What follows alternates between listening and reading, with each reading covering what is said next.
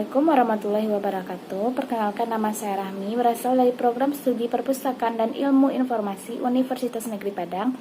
Kali ini saya akan menjelaskan tentang materi dari mata kuliah Manajemen Pengetahuan. Materi pertama yaitu konsep informasi, data, pengetahuan, dan manajemen pengetahuan. Data adalah fakta, angka, atau hal kejadian tanpa konteks dan bersifat objektif. Biasanya data disimpan dalam bentuk tulisan, grafis, dan elektronik. Informasi adalah data yang telah diorganisasikan atau dikelola sehingga mempunyai arti. Sedangkan pengetahuan adalah model yang digunakan manusia untuk memahami dunia dan dapat diubah oleh informasi yang diterima manusia. Contoh dari data, informasi, dan pengetahuan adalah di dalam dunia perpustakaan, yaitu daftar buku yang akan dijilid ulang, dan contoh informasinya yaitu dari data tersebut para petugas akan mendapatkan informasi mengenai berapa banyak buku yang akan dijilid ulang. Selanjutnya pengetahuan, yaitu para petugas perpustakaan memiliki pengetahuan mengenai buku apa saja dan bagaimana saja buku yang akan dijilid, yang layak dijilid ulang. Materi kedua yaitu mengenai sistem manajemen pengetahuan. Manajemen pengetahuan adalah teknik untuk mengelola pengetahuan dalam organisasi untuk menciptakan nilai dan meningkatkan keunggulan kompetitif. Gambaran dari lingkup kegiatan manajemen pengetahuan yaitu yang pertama yaitu membangun ruang penyimpanan pengetahuan, yang kedua menyempurnakan akses pengetahuan, dan yang ketiga memperbaiki lingkungan pengetahuan, yang keempat mengelola pengetahuan sebagai kekayaan organisasi atau sebagai aset. Contohnya yaitu di dalam sebuah perpustakaan terdapat karyawan yang mengundurkan diri, dan karyawan tersebut memiliki pengetahuan yang cukup tinggi. Lalu perpustakaan tersebut belum ada menemukan penggantinya, maka kedepannya dapat berpengaruh terhadap kegiatan perpustakaan. Materi ketiga yaitu tentang siklus manajemen pengetahuan. Terdapat 3 tahapan utama dalam siklus manajemen pengetahuan. Yang pertama yaitu menangkap atau menciptakan pengetahuan, yang kedua membagi atau menyebarkan pengetahuan, dan yang ketiga mengakuisisi dan aplikasi pengetahuan. Contohnya, di sebuah perpustakaan terjadi kasus penurunan pengunjung. Yang pertama, kita harus menangkap pengetahuan mengenai masalah apa yang menyebabkan pengunjung dari perpustakaan tersebut menurun. Yang kedua, kita membagikan dan menjabarkan pengetahuan yang kita dapat, yaitu bagaimana cara mengatasi penurunan pengunjung tersebut. Yang ketiga yaitu mengakuisisi atau mengaplikasikan. Kita menjalankan langkah yang telah kita lakukan untuk meningkatkan pengunjung perpustakaan tersebut. Materi selanjutnya yaitu materi keempat tentang model manajemen pengetahuan. Salah satu model manajemen pengetahuan adalah model spiral pengetahuan. Menurut Nonaka dan Takeuchi, ada 2 jenis pengetahuan, yaitu pengetahuan tacit dan pengetahuan eksplisit. Pengetahuan tacit yaitu pengetahuan yang berasal dari individu dan sulit dibagikan kepada orang lain. Sedangkan pengetahuan eksplisit adalah pengetahuan berasal dari luar seperti sebuah pengamatan atau sumber lainnya.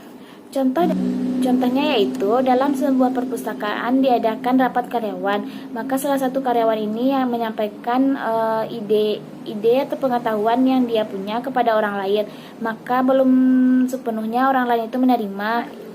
Setiap orang menangkap pengetahuan itu berbeda-beda. Contoh selanjutnya yaitu materi kelima tentang penangkapan dan kodifikasi pengetahuan. Kodifikasi adalah pengorganisasian atau penerapan pengetahuan berdasarkan pengalaman yang pernah terjadi. Ada 3 tahapnya, yaitu pertama cognitive map, yang kedua pohon keputusan, yang ketiga taksonomi pengetahuan. Materi ke-6 yaitu sharing pengetahuan. Sharing pengetahuan merupakan salah satu metode atau salah satu langkah dalam siklus manajemen pengetahuan yang digunakan untuk memberikan kesempatan kepada suatu kelompok, organisasi, atau instansi berbagi pengetahuan kepada anggota lainnya. Contohnya seperti seorang karyawan perpustakaan yang diberikan kesempatan menghadiri acara perpustakaan yang bertaraf nasional. Setelah kembali bekerja, maka karyawan tersebut akan berbagi pengetahuan yang didapatkannya dalam acara tersebut, sehingga karyawan lain juga mendapatkan ilmu walaupun karyawan lain tersebut tidak menghadiri acara tersebut.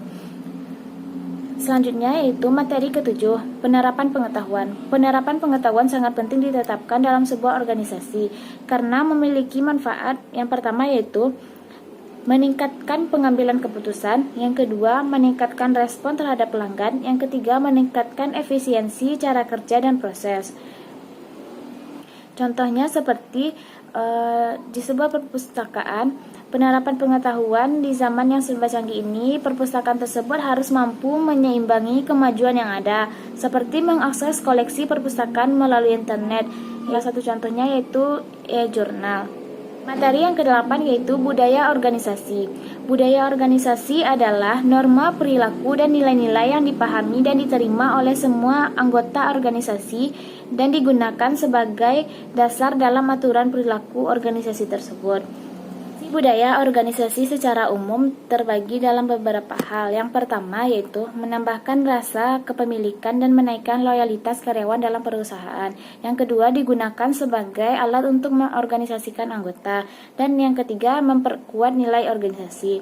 Yang keempat sebagai mekanisme untuk mengontrol perilaku di dalam lingkungan kerja. Kelima, mendorong semua struktur dan meningkatkan kinerja baik itu untuk jangka pendek atau jangka panjang. Yang keenam, budaya organisasi juga berfungsi sebagai penentu arah mana yang boleh dilakukan dan mana yang tidak boleh dilakukan. Contohnya dalam lingkungan perpustakaan yaitu jika kita berada dalam perpustakaan, maka kita dilarang untuk berbicara dengan keras atau tidak boleh berisik. Hal tersebut sudah menjadi budaya karena kita harus menghormati orang yang sedang membaca buku atau orang yang sedang mengerjakan tugas. Yang ke-9 yaitu perangkat manajemen pengetahuan. Perangkat yang digunakan untuk siklus pertama manajemen pengetahuan yaitu pertama perangkat penciptaan konten, yang kedua data mining dan penemuan pengetahuan, yang ketiga blog, yang keempat perangkat pengelolaan konten. Materi selanjutnya yaitu implementasi manajemen pengetahuan organisasi. Penerapan di organisasi sangat diperlukan karena salah satu untuk meningkatkan pengambilan keputusan di organisasi tersebut. Pengaruhnya dalam organisasi sangat besar seperti yang pertama penghematan waktu dan biaya, yang kedua peningkatan aset pengetahuan, yang ketiga kemampuan beradaptasi, dan yang keempat peningkatan produktivitas. Materi selanjutnya yaitu strategi manajemen pengetahuan. Ada 10 strategi untuk menerapkan manajemen pengetahuan dalam suatu organisasi. Yang pertama yaitu menganalisis infrastruktur yang ada. Yang kedua mengaitkan manajemen pengetahuan dengan strategi bisnis, yaitu mendesain infrastruktur manajemen pengetahuan. Yang keempat, mengaudit aset dan sistem pengetahuan yang ada. Yang kelima, mendesain tim manajemen pengetahuan. Yang keenam, menciptakan blueprint manajemen pengetahuan. Yang ketujuh, menciptakan sistem manajemen pengetahuan. Dan kedelapan, uji coba.